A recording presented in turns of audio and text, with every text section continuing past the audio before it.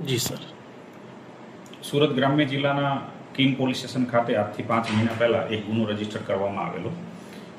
એ ગુનો જે છે એ પોક્સો એક્ટ તથા ભારતીય ન્યાય સંહિતાની વિવિધ કલમો તળે દાખલ કરવામાં આવેલો. બનાવની હકીકત એવી છે કે આ કામના જે ફરિયાદી છે એમની દીકરી જે સગીર વયની છે તે કીમ ખાતે કોઈ ગરબા ક્લાસીસમાં જતી હશે અને ત્યાં ગરબા ક્લાસીસના સંચાલક છે જે હાલના ગુનાના આરોપી છે એમની સાથે સંપર્કમાં આવતા આ કિશોરીને લલચાવી ફોસલાવી અને લગ્ન કરવાની લાલચ આપી એને ભગાડી ગયેલ હતા અને આ કામના આરોપી છેલ્લા 5 મહિનાથી વોન્ટેડ હતા.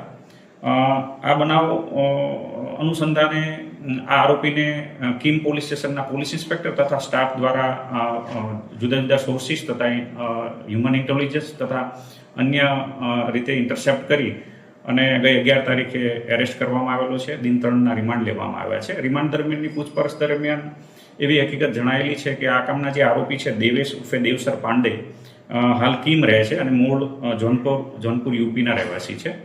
એમણે એમના મિત્ર સંજીત કુમાર યાદવની મદદ લઈ અને આ જે કિશોરી છે એ માઇનોર હોવાથી એની સાથે લગ્ન કરી શકે એવી સ્થિતિ ન હોવાથી એને મેજર બતાવવા માટે થઈને એનો જન્મનો દાખલો છે એ સંજીત કુમાર યાદવની મદદથી ખોટો બનાવેલો અને લગ્ન નોંધણી કરવા માટે થઈને રજિસ્ટ્રાર છે એની સામે એ રજૂ કરેલો અને એના કિશોરી સાથે પોતે લગ્ન કરેલા. આ જે બનાવ છે એની અંદર જે ફોર્જરીની કલમો છે એ ઉમેરવામાં આવેલી છે. સંજીત કુમાર ઉપરાંત પણ એક આરોપી એમાં સંડોવાયેલ હોવાનું તપાસ દરમિયાન ખુલેલું છે.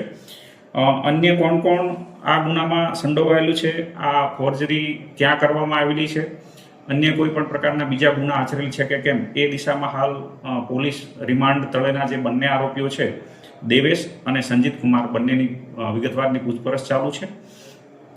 આ બનાવ અનુસંધાને પોલીસ દ્વારા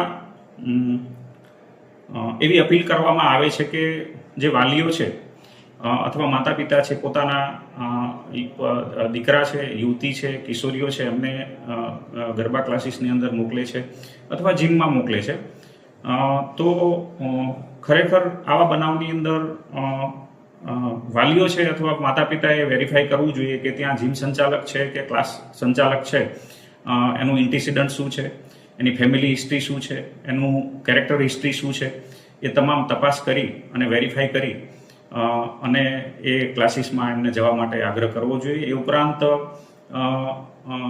આ બાબતે યુવતી અને કિશોરીઓએ પણ એલર્ટ રહેવું જોઈએ જેથી આવા બનાવો બનતા અટકી શકે. કેમ કે આવા બનાવને અંતે અલ્ટિમેટલી ક્યાંય કોઈ જગ્યાએ સામાજિક